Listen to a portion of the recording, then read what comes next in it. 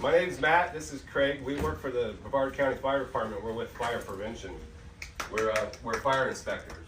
So we obviously fire safety is our thing. We go around to businesses mostly. We don't do homes, but we do businesses, and we make sure that everything that they're doing is up to code, and that everything they're doing is safe. And it includes a lot of this stuff that we're going to talk briefly about today. It has a lot to do with electrical stuff, suppression systems, detection systems, things like that. So we spend our days just making sure people are staying safe and preventing fires from happening. As far as in your units, we are underneath the umbrella of the fire department. So they actually come here, they do their annual inspection, and they make sure that we have everything in line. So we have Jimmy, we have all of them checking all of your fire, smoke detectors, making sure that the batteries are changed, making sure everything is in line. So I know you probably do a lot of speeches to a lot of residents that are not residents in a place. They may be really living alone. But yes, we do have nurses, but it doesn't mean we're around you all the time. We've had a few episodes with microwaves where I've gotten some phone calls. Thankfully, everything was okay. But rest assured, the basic stuff, we got you covered. But there's some things that you definitely can learn from this. And you know, I was checking the contract even where it says not to have toasters in your room. We don't mention anything about the air fryer cookers, I guess you call that. So how many people have I'm not going to get you in trouble. Air fryer in your room. Cool. No one. No one? That's good. Yeah. What about extension cords? Are those allowed? We do have some, but again, when Craig comes around and makes sure that we have the proper ones, which we did change some of them. So rest assured, for the most part, you guys are covered underneath us. But on that as well, multi-plugs. The multi-plugs that have 2 or 3 plugs that go into one, again, we don't want to be using those because you're going to overload. You have the potential to overload that outlet and cause a fire that way. So if you guys, in your rounds, being in units, if you see multi-plugs, help these fine folks out and make sure that they get those multi-plugs changed out with power strips that are surge protected power strips. Nothing ever metal into a microwave. Bad things happen when you do that. What about eggs? Yeah, I thought about that driving over here. I've heard stories. I've never seen it. Have you? I never did either. I've always thought, what would it be like to put? I don't want to try it on my microwave. Yeah. I have heard that eggs in the shell in a microwave could cause them to explode. Yeah. I have not tried it, but I have heard that that could be the case. Yeah. So just on extension cords, you don't ever want to run an extension cord from one side of the room, to the other permanently. You don't ever want to use an extension cord for a permanent solution. You want to plug whatever needs to be plugged into the nearest outlet in the wall. It's okay if you have to do it temporarily for some reason or another, but the extension cords are not meant to be used permanently. And plus, they create a tripping hazard for you folks as well when you do that. So we don't like to see that. So whatever you have plugged in, try to plug it into the nearest wall outlet permanently. What are your thoughts on plugging an extension cord into another extension cord? Yeah. Obviously, that's twice the trouble. So Absolutely. yeah. And you that's guys against code as it is. You'd be amazed what we've seen. Power strips into the cords, into more cords into power strips. So keep it simple. Try to get rid of all that stuff and use wall outlets. Up in our heads. Back to the microwaves real quick, or anything that heats. Again, because what did I say about things that heat? You remember what I said about them? They draw a lot of power. They draw way more power than things that don't heat. So anything that has a heating element will draw a lot of power. Toasters, microwaves, coffee pots. So try not to plug more than one of those devices into the same outlet at the same time. I have a question, Matt. What do you do if you find one of your cords is frayed or damaged? Good. Yeah. Good. You want to unplug that, and you want to tell somebody, obviously. Let the maintenance folks here know that you found a frayed or damaged cord, and they'll come replace it for you. Same thing with like outlet plate, the covers. You know, if you see that those are wobbly or loose or missing or something like that, you don't want to mess with that. You want to let somebody know about it right away. The holiday times, Yeah. you see extension cords all over the place outside of houses. Yeah. Even here in Chateau, I've seen them. It's just everywhere. It's just a way of life. It is. And here in Florida, we still have the lawn people coming. There's Yeah. still. It's not like up north where you don't have to worry about any of that stuff. Yeah. Yeah. Is there any kind of regulation on that, or? So extension cords are by code only supposed to be used for what they call temporary source of power only. They can't be used as a permanent power source. So in our eyes, holiday lighting would be considered temporary power. There is actually code in commercial properties where holiday lights can only be up for 90 days. And I'm not going to come out here and check the day and then come back 90 days later to check, but temporary only. Make sure they're not up all year long. Make sure those extension cords, the extension cords that you're using are rated for the amount of power that the lighting strip that you're using is pulling. And make sure you're not underusing or undersizing the extension cord. But for temporary uses and instances such as that, extension cords are okay. Yes, sir. When the new building is built, what is the code requirement for outlets? In terms of like spacing. When I walk into a room, how many outlets do I expect to find distributed around the wall? It's, 12 feet. yeah, it's going to be different for commercial and residential. I will tell you something about being in the fire inspector business. You'd think we would know these codes, but we don't. No, I know where to look it up. We know where to find it.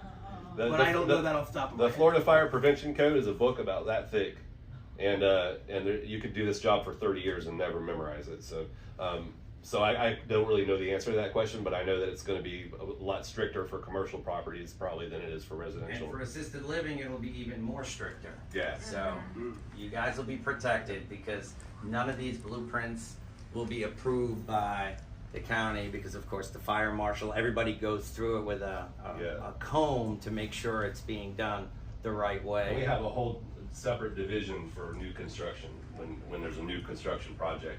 Guys like me and Craig don't go inspect those. We have a special group of guys who does just only that. Yep.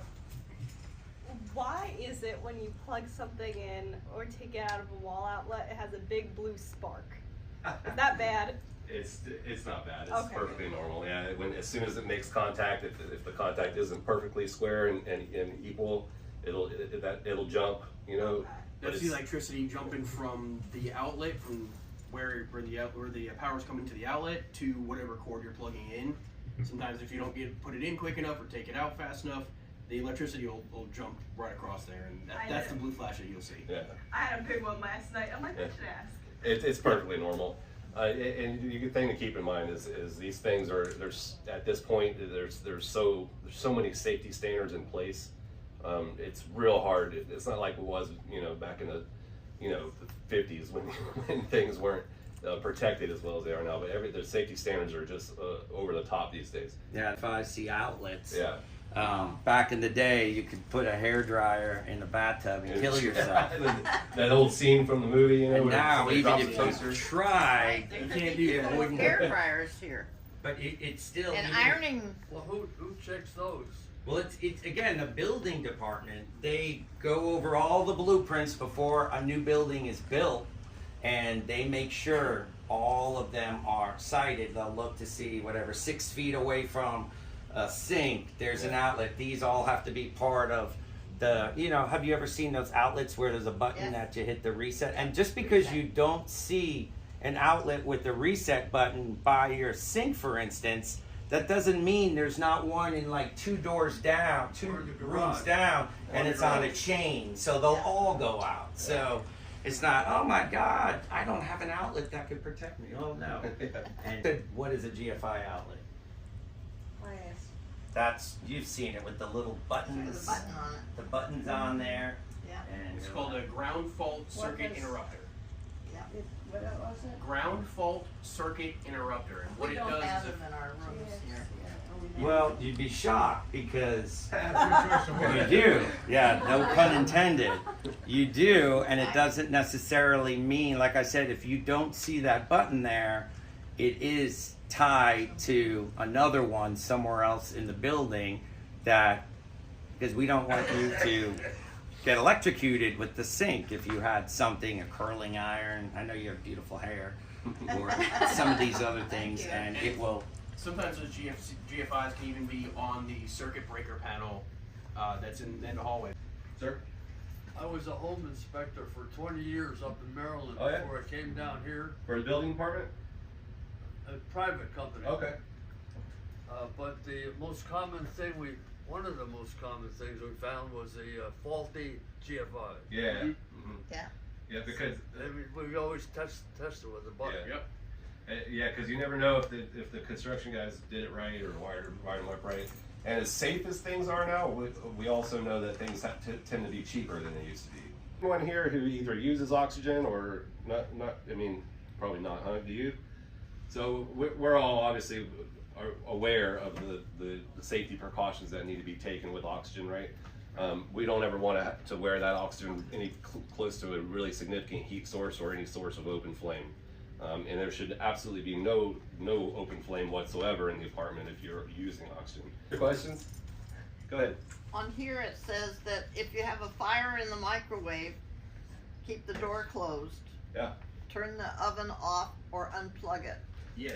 Yeah. And you have it under for children. Do you go to some of the schools?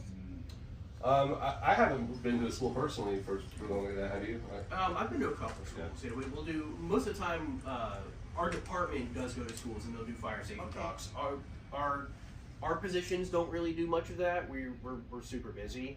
But we'll send the crews out, the firefighters out in the field, they'll go out to the schools and they'll do talks at the schools. Good. But I'm glad you did mention that as well. Something I wanted to say is if you do have something in the microwave that catches on fire, for the most part, the microwave is designed to contain that.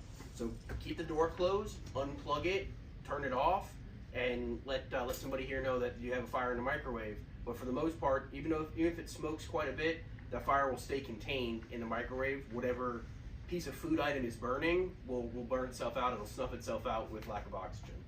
The best thing to do is keep that door closed. As soon as you open the door, what's going to happen? It's going to get oxygen. Yeah. And what's nice is this entire building, including the other building, has these fire sprinklers. So if it got really bad, the sprinklers will go off. Yeah. That's great. Oh, my good pleasure. We could have a shower party. He's doing an inspection again. But it So does. Just real quick on the fire sprinklers, the way these sprinklers are designed is they're designed to activate by heat. You probably can't see, but there's like a little glass bulb in that sprinkler. That's designed to break at a certain temperature. I believe red is 155 degrees. So if there's a fire, say if this chair was burning, when the heat builds up along the ceiling and reaches 155 degrees, that bulb will break and it'll activate that sprinkler, and water will come out of that and put the fire out. It's not like the movies where every sprinkler in the whole building's going to go off and tons and gushing water. And these Only are the ones that are communicating with our system because we get all the time. There may be a trigger, an alert at night. I'll have Jimmy go, and with our fire, contractor that we have that's doing the alarm and monitoring the system, we're able to pinpoint where it is. They come out and they have to replace the head because sometimes pieces do go bad. But it's a great fail-safe that everything is kind of communicating. I don't say it's perfect, but it's pretty darn close to perfect. And if it's not triggering, then Craig will hit us up on his annual inspection. Hey, you need to fix this one. The theory of it is perfect. These things work wonderfully. We just had one about 2 weeks ago where there was a fire in a condo. The stove caught fire and the sprinkler had activated and put the fire out 90% of the way. Our firefighters came in, they were able to put out the remaining smoldering bits, but it saved the entire condo and the whole kitchen from burning down because it put it out. They had a lot of water to deal with, but it put the fire out. So when a microwave is plugged into the wall, it's a high-powered unit. Is it safe to plug in another high-powered unit with that as well? No, I think I mentioned that a little bit ago. Yeah, anything that's anything that draws a lot of power that heats. Try to keep one thing plugged in at one time. Don't try to put a coffee pot and a microwave in the same outlet and use them at the same time. Try to use those one at a time. Now, is it going to cause a fire, or is it going to cause an outage, or is it going to cause a major issue? Maybe not, and probably not. But it's just good practice, good safety.